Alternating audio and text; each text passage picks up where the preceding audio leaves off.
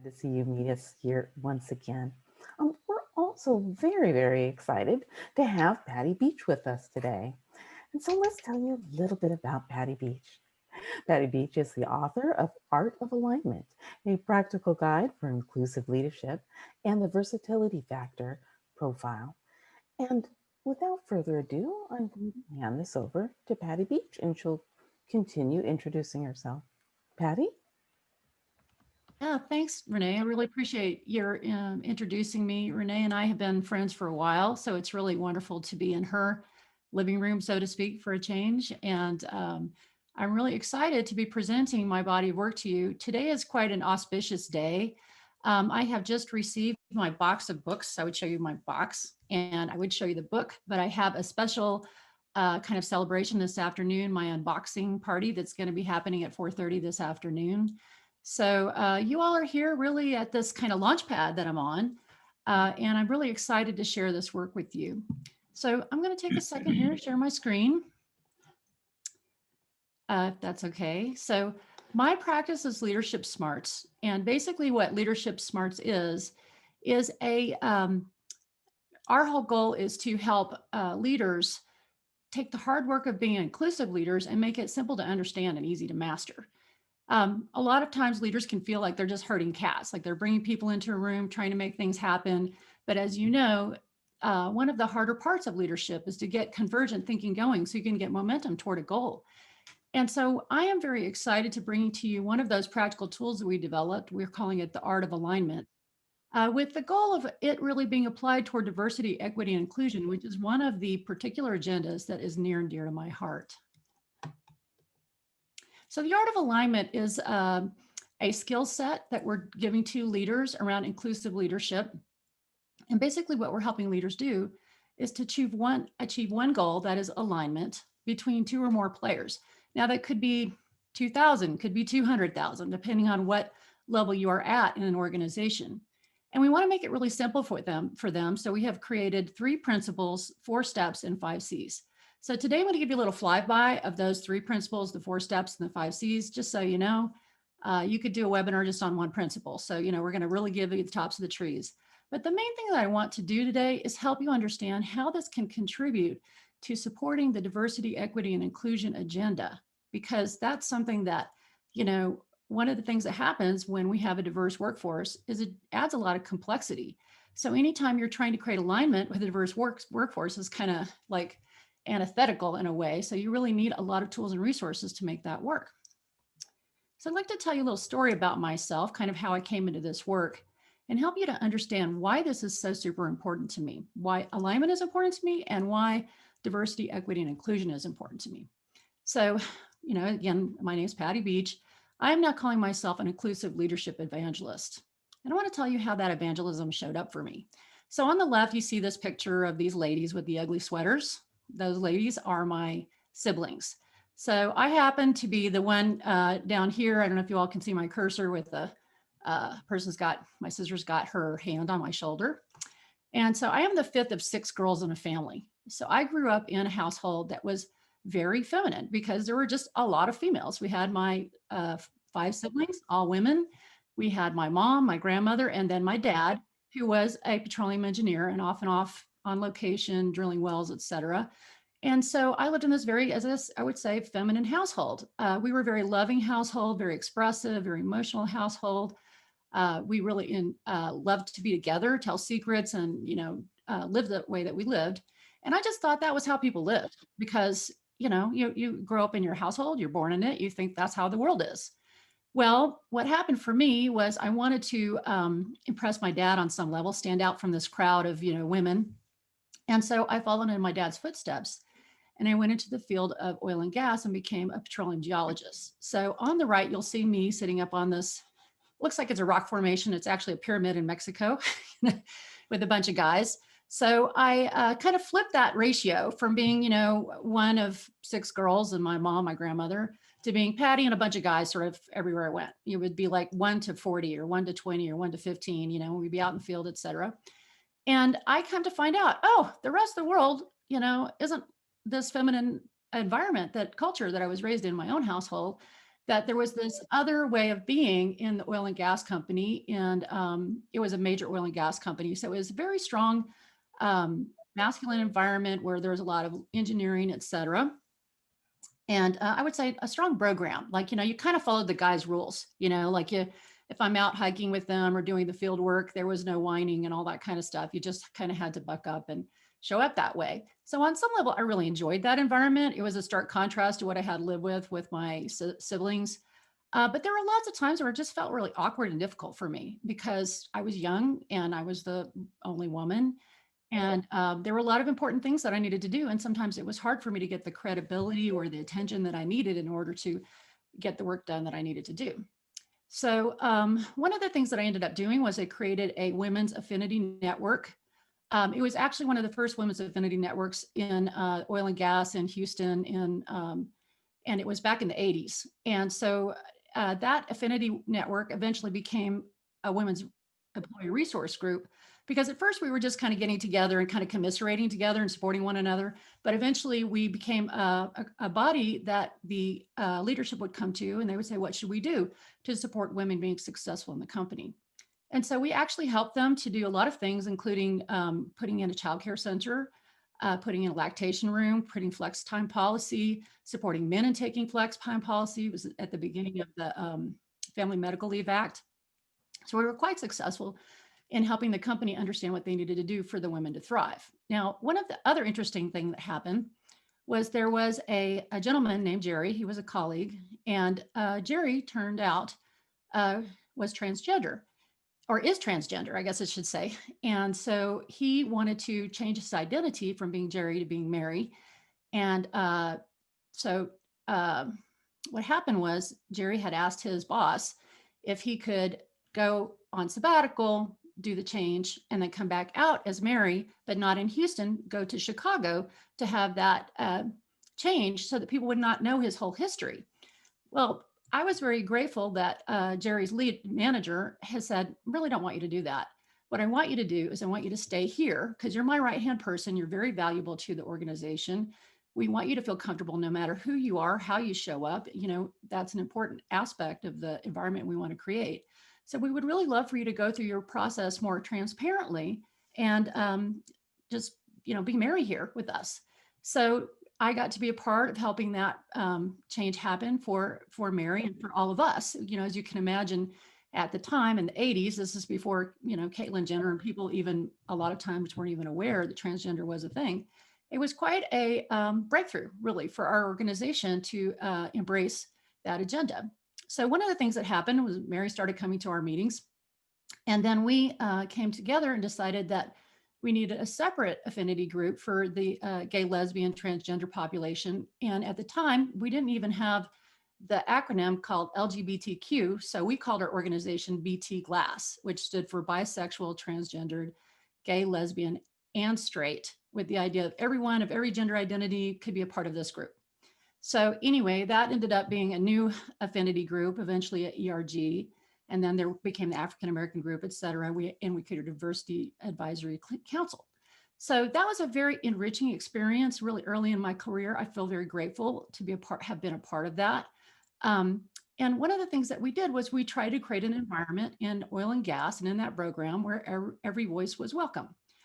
So one of the things, though, that I come to realize was that no matter how many people we brought in, one of the core issues that we had was oftentimes you had a minority voice, and that minority voice might not be included in key decisions.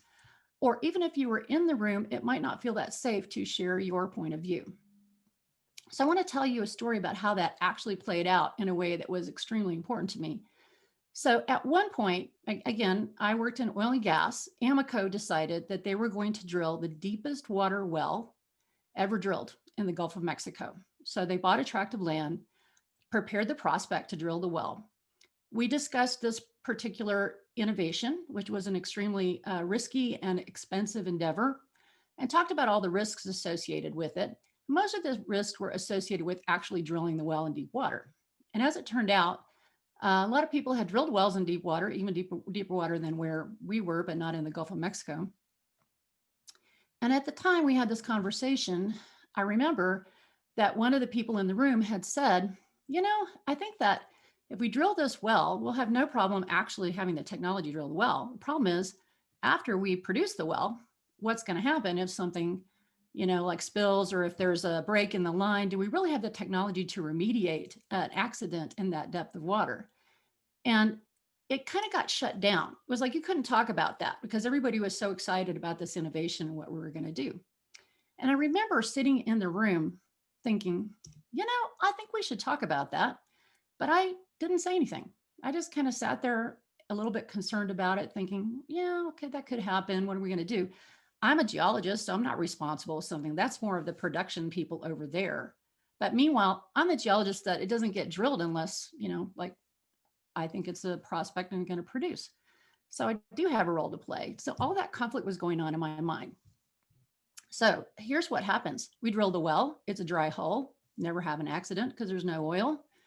Then Amoco, my company, gets bought by BP. They drill another well.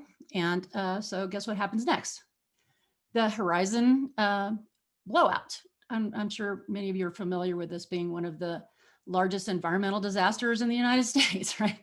Where the well was blown out, blew out, the Gulf of Mexico. It contaminated the coastline there. It happens to have been the coastline where I was born and raised, and my family had a beach house on that area. So I very, very much felt this disaster in a huge way. I felt the impact to the community of people who lived in Alabama, to the wildlife that I had grown up with, I got to see my former boss, Lamar, on TV on the congressional hearings talking about what had happened. And what I came to realize is that part of what had happened, we think it's like something that happened on the rig that day. It wasn't something that happened in the rig that day. It was the whole culture that had set up an environment where truth telling was not allowed. And if you had a minority voice, it was not safe to talk. And when I say minority voice, that could be a minority like I as a woman in a minority, or it could just be anybody who had a difference of opinion also showed up as someone that you kind of had to follow the party line because this was what the senior leaders believed in. And it was how they deliberated things. Like there were more important people and less important people. And there were a lot of people not even in the room, as you can imagine. So after actually not after, I had left Amoco by this point, which had become BP. I had started going into leadership development and coaching.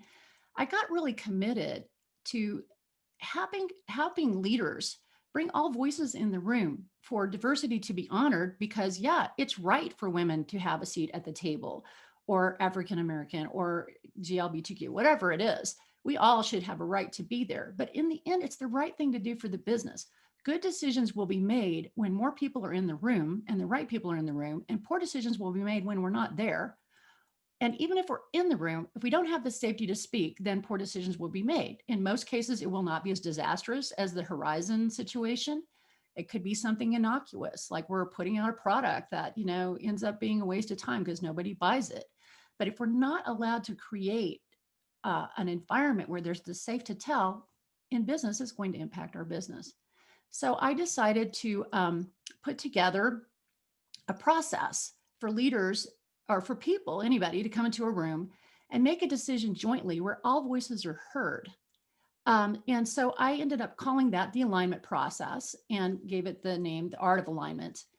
And recently I have now published this book, which, is a super exciting development for me, but I am excited about the possibility of leaders practicing this way of operating so that all voices do get a place in the room. So I had Bob Anderson, who is a leadership guru, read my book, which was super excited. And this is what Bob said about it. He said, alignment is the unspoken promise of leadership, that you'll create a truth-telling culture where all voices are heard, that you engage us in a co-creative exploration on topics that matter, and such that we row together and amplify each other's contributions. And when we fulfill that, the best ideas get implemented. And I will also say the bad ideas don't get implemented. So an example in Horizon probably was a bad idea to proceed with technology that we couldn't remediate, as an example. So one of the things I like to say about alignment is true alignment can never be forced or faked. So in this case, in a way, we're aligned around proceeding. It was a bit forced in that some senior person thought that should be how it was.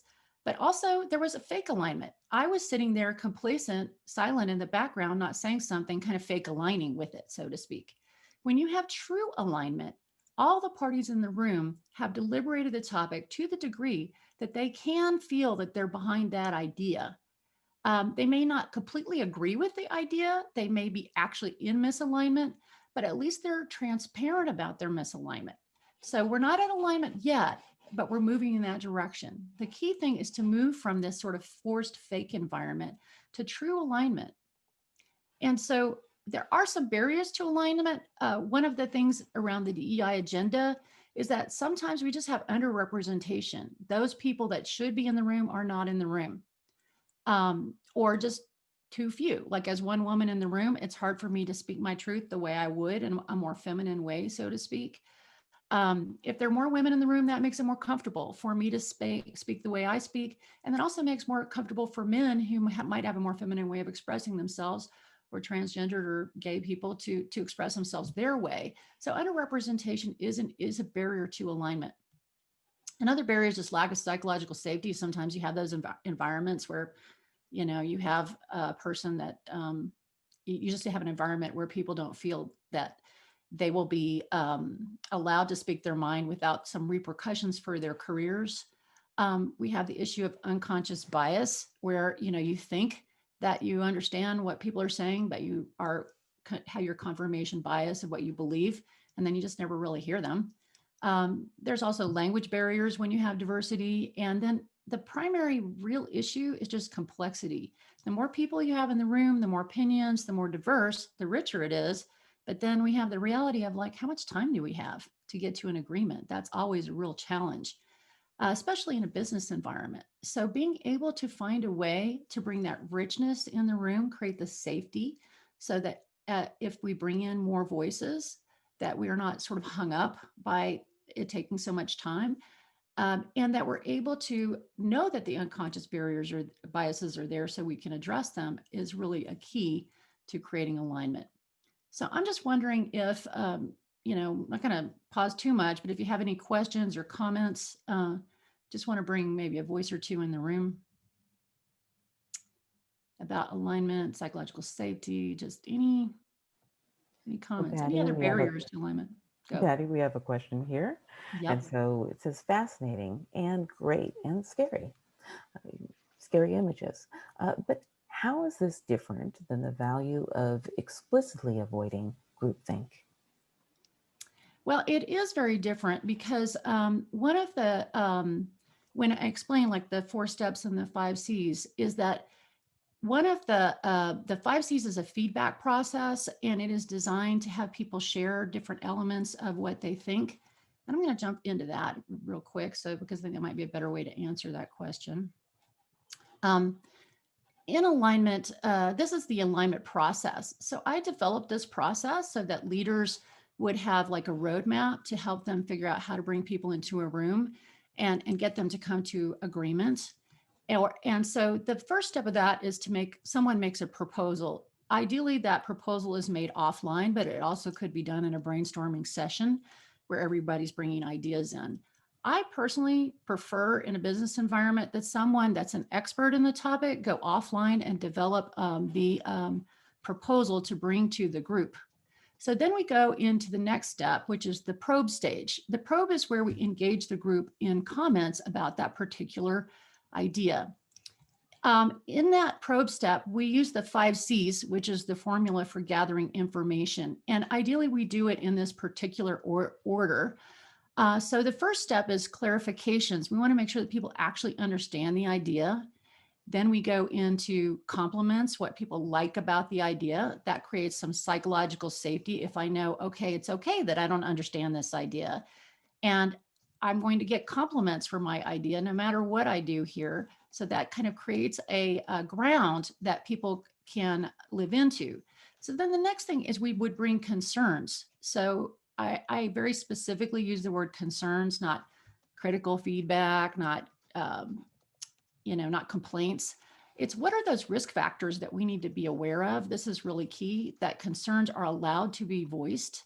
And then based on those concerns, what suggested changes can be made to address the concerns? And then last, we test for commitment. So that's kind of finding out on a level of 1 to 5, how committed are people to the idea as it was presented. If they're level 5, they love it. If they're level 1, maybe not, they're not in favor of it. So there's a lot of tools and resources in the book that speak to how to go through these 5 C's to make sure that all voices are heard.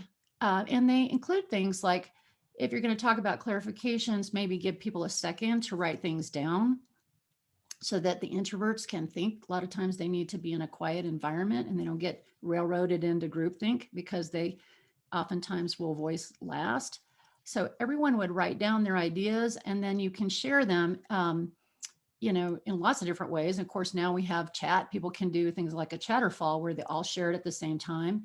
But basically it's about creating that environment so that those 5 C's can be shared and people feel free to share their ideas. So then once those ideas are shared, the leader or the facilitator would then take all of these comments and formulate a reproposal. Ideally, that's done offline. You come back to the meeting, you make that reproposal, and then you can go through the 5 C's again, or you can just do a commitment test. And if you're at a high enough level of commitment, then move into close. So this process is designed, and there's lots of tips in the book about how to do this so that it doesn't deconvolve into groupthink.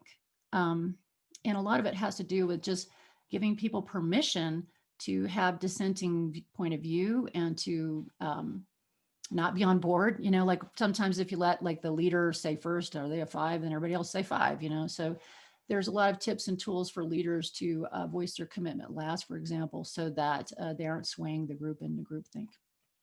So that's a great question. Any other questions or comments about that?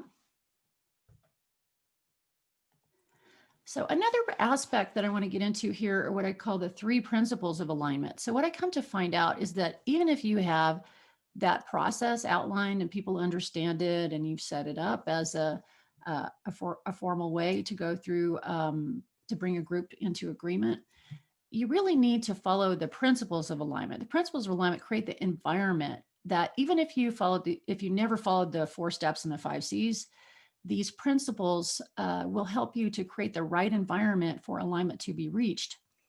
And so I want to go through that. Hold on one second. I'm going to move this bar over here so I can see y'all. I hate it when I can't see the people. So Patty, we have another question. Yeah. The next question is, how do you hold up the mirror about unconscious bias and surface the issues to people who are pretending to be asleep, can't wake up without calling their bluff? Yeah, that's a really good question.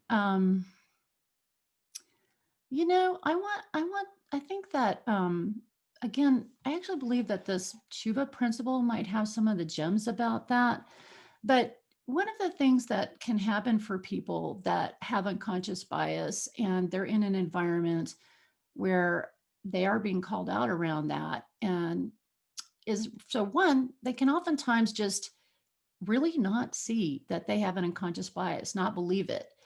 So I'll give you an example of this. So my husband and I, we teach gender diversity training around versatility factor, which is one of our tools. And sometimes I'll tell him, hey, like you just made that comment and I just want you to understand how your unconscious bias is in there. And we might have to have a dialogue for 2 days around this. He just doesn't see it. And I have to be very, very persistent with him. Now we have a great relationship where I can do that. I can bird dog him. He can bird dog me around my unconscious bias, around how I show up. So we have that permission. But oftentimes I do think something happens like what you might be suggesting, that the person is just resisting acknowledging that it's even there. And I think that sometimes they're just embarrassed about it. And so acknowledging that they have this unconscious bias would somehow imply that they weren't a good person. It's that sort of white fragility concept. So a lot of it is about just holding them in a loving space as you persist around helping them to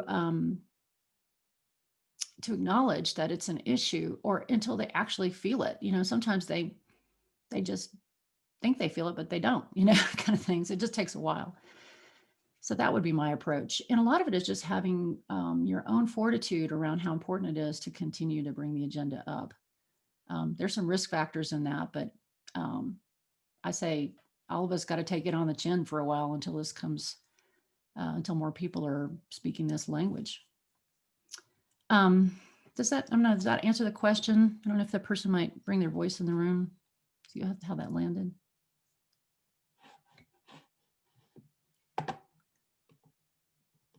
So far, so good. Okay. All right. So I want to go into these principles because I go back to, I believe these principles create an environment for alignment that is super important. I almost feel that principles are more important than the 4 steps and the 5 C's because we often aren't in a room where we have like a clear process, even though we can run those 4 steps and 5 C's kind of in the background of our minds. These principles really start to set up the right environment. So the first principle is called Iterative Co-Creation. The second principle is SHUVA, and the third principle is versatility. So I'm going to talk about iterative co-creation. Basically, what happens a lot in leadership is the belief that if I'll tell you what to do, or I'll sell it to you, that I have the right idea and I'm going to bring it to you and I'm just going to get you on board. So I have a lot of language like enrolling, onboarding, getting buy-in. Those are the ones that are actually trying to like engage people. But I want to flip into a new paradigm of what I call iterative co-creation. What this means that I, as a leader, want to put my idea out there, and then I want to see invite people to show up to improve the idea or even remove the idea. And so the best decisions, if I believe the best decisions are made inclusively, I will bring out my decisions and verify that they're the right decisions, for example, with people.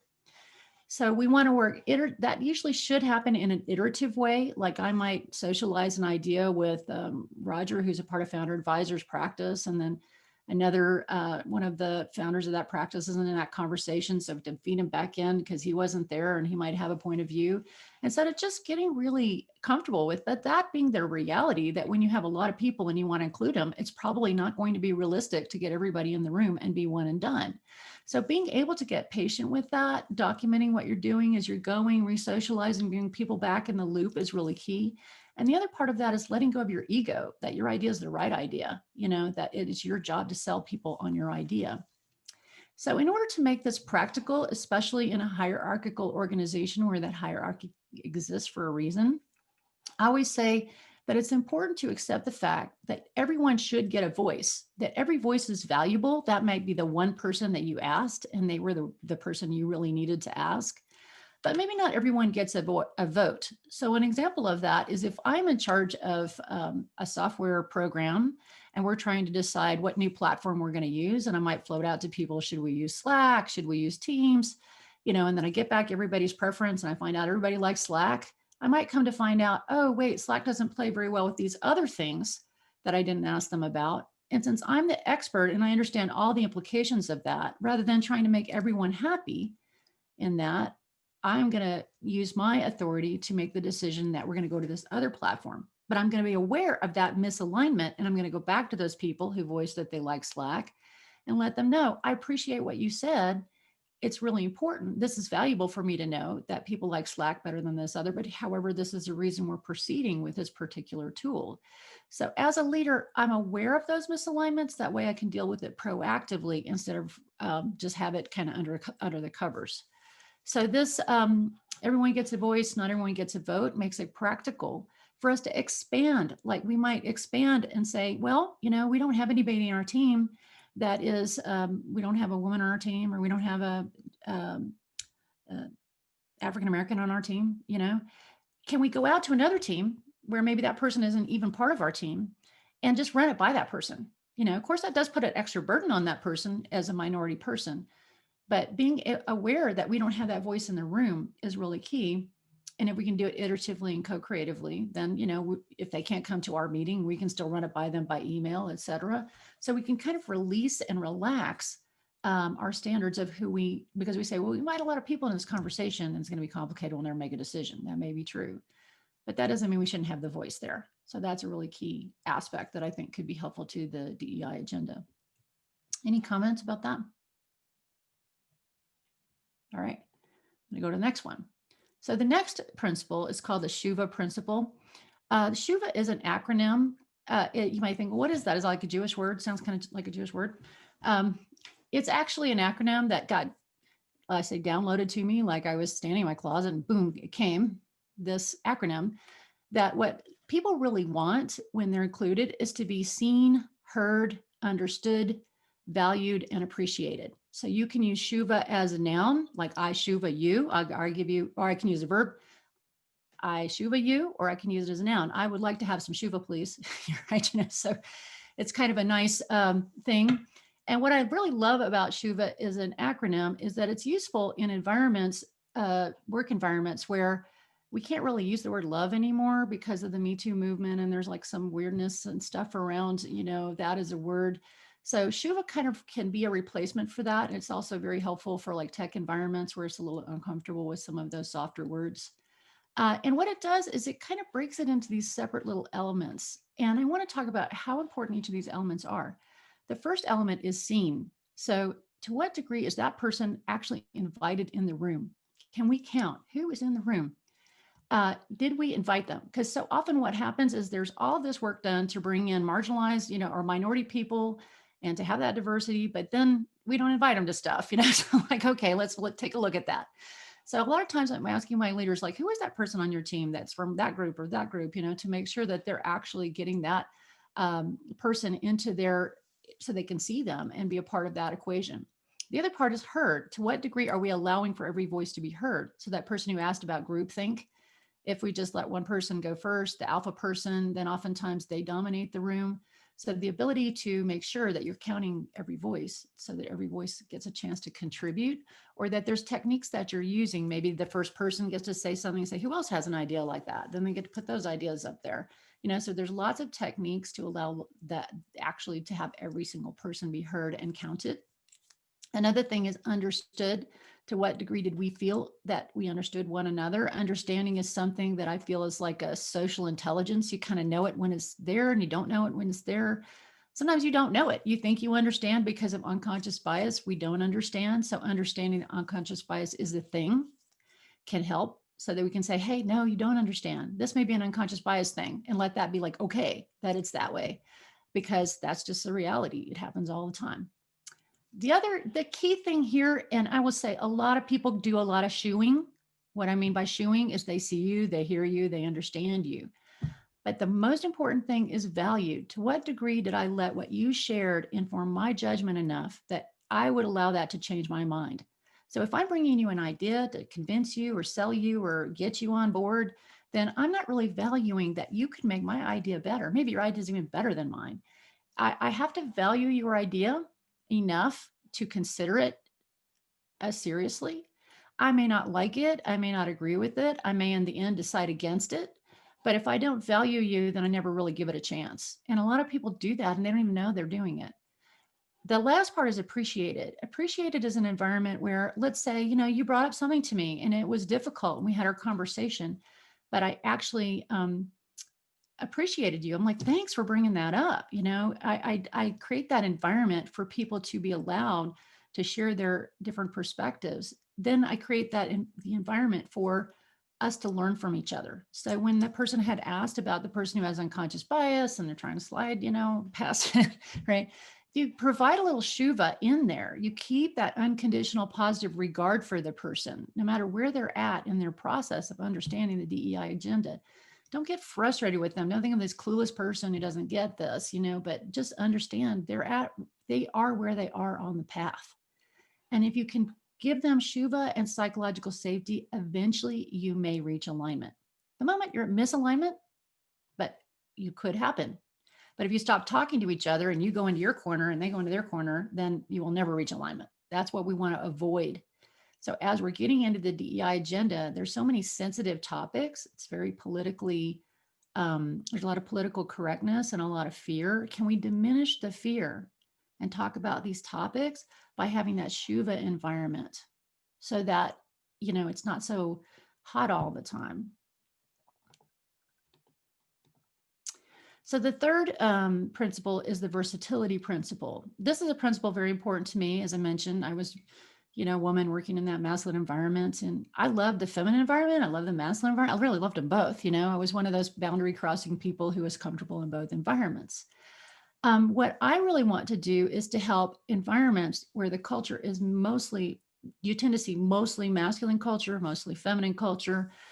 So for example, business, STEM professions, mostly masculine. We see, nonprofits and schools and other environments that have more of a feminine paradigm. And they don't even know that they're kind of head on that. And if we look at the masculine and feminine as being a kind of ends of a spectrum where everybody is somewhere in that, no matter what your gender or your gender identity. But can we value that both ends of those spectrum are valuable and important, and balance attention to both sides? So for example, if I'm moving toward alignment, I want to allow for the masculine aspect. Like, what is it we're trying to do? What is the task we're shooting for? What are the facts and figures we need? But I also want to allow in the room the feelings. So sometimes you have people that go, well, it should be a good idea, but it doesn't feel good. What is going in that doesn't feel good part? How do we allow that to be voiced? Because in the end, a lot of times you can have things that logically feel like you should go on, but they don't feel right. And then that creates a misalignment. It's almost like your wheels are, off alignment. And it kind of makes it hard, like you're pulling on the steering wheel. So we want to balance attention to facts and feelings. That'd be the masculine and the feminine side of the conversation, the need of each individual, balance with the collective needs of all of us. And then the task, what is it we're here to do, and our relationship. So sometimes the task is we got to get this done by Thursday, and so that can compromise the relationship. How can we preserve the relationship and get it done by Thursday if that's what we're trying to do? So when we're bringing that kind of awareness of the yin and the yang, as some people might prefer that language because it's not so, binary. Then what we do is we come up with solutions that both we intuitively and logically know are good, but they also feel good. And we allow for people to have their emotions about whatever it is that's being decided. Just in so many environments, we shut down emotions because they're complicated to get to alignment. But then we end up with fake alignment or forced alignment. It's not true alignment. So the feelings are not in the room, then you're probably not going to get there. So those are the three principles: the Iterative Co-Creation, SHUVA Principle, and the Versatility Principle. When you have that environment, then you can start to make these shifts from selling and telling and buy-in to Iterative Co-Creation, from conformance, that there's a narrow group of people that are valuable in this conversation, to SHUVA. Every single person needs to be seen, heard, understood, valued, and appreciated. You can move from either masculine, like we're all about the business here, like, okay, well, there's people in this business, right? Or the feminine, like no, it's all relationships, so we're not going to make a decision until everybody's happy. Well, good luck. That's the rest of your lifetime. To a versatile environment where we can turn from the masculine and the feminine according to what we need to do in this particular situation. From a perspective of we have a conflict and there's somebody wrong and somebody right, we got to duke it out, to we have a misalignment we need to handle. Misalignments are going to happen.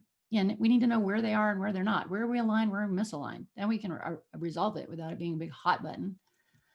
We move from fear to speak up to psychological safety, and from marginalized stakeholders to giving everyone a voice, so that these business decisions, or if you're an organization, it's not about the business, mission-driven decisions, account for all of this stuff, and we're able to handle unconscious bias. Because if we don't have people in the room and you're unconscious about it, guess what? You're not going to know, right? So if we don't get those voices in the room, then we are going to make, decisions that we're not even aware of the consequences of those decisions. So with that, I'm pretty much toward the end of my presentation. We have 5 minutes left. I want to just actually, I'm going to skip. I was going to talk about questions. So if you have questions, I am happy to remain after we're going to finish on time, the 45 minutes time spot. So if you'd like to stick around and voice your comments or your questions, then I'm happy to entertain those. Laura, I would appreciate it if you haven't done it already, if you could put in the chat where people might be able to go to our website so that they can download a sample chapter of the book and find a link in order to purchase. It's in pre-sale mode right now, so it's actually not available till January 12th. But anyway, and then also I can answer questions on the LinkedIn chat. That's for some people who may not be here to stick around afterwards. I understand there's some people that are going to be in TV land because this is being videoed. I'm happy to go to the ISPI chat, ISPI LinkedIn group and answer any questions out there over the next few days or maybe even few weeks. So with that, I'm going to turn it back over to Renee to talk about ISPI and bring my portion to a close. So thanks for that, Renee. Patty, thank you so much. And we're so excited to have been able to have Patty for this session. And thank you so much for introducing us to SHUVA. We are about to close out, and we know that you have meetings coming up and all those various things. We're going to invite the president of ISPI SoCal to kind of introduce us to some programs that will be coming up. Once again, if you do have time to stay with us a little bit longer, we are going to have some open Q&A after we stop the recording. And without further ado, Vince, I hand it over to you. Thanks, Renee. And Patty, let me just add on behalf of myself, and I'm sure everyone else, thank you, thank you, thank you. This was very stimulating. I have 2 pages full of notes and that sort of thing. So thank you for sharing your thoughts and ideas. I'll give everyone a quick, you see this new slide in front of you, just to let you know, because of the COVID crisis, ISPI SoCal, we made all of our meetings in 2020 free for everyone, like this one.